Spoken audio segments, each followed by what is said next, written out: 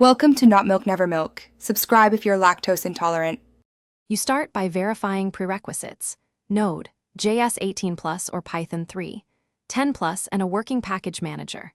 Create the project folder now, initialize Git, and add a env to store your API key. This keeps secrets out of code. Once done, install the official Janitor AI SDK for your language so you have client bindings. I tell you this because a correct runtime and secured key prevent credential leaks and runtime errors later. Move to the next step when install finishes. Now configure the client. Load the API key from process. Env or your OS secret manager, don't hard code it.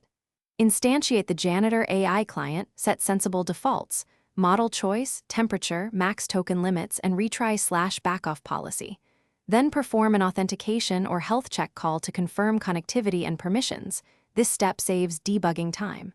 Once authenticated, you can craft structured messages, enable streaming if needed, and tune parameters to balance cost versus finish by wiring request and response handling into your app, parse outputs, sanitize inputs, and add robust error logging.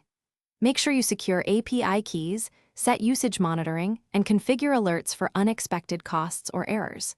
If something breaks, capture the request ID and inspect response headers.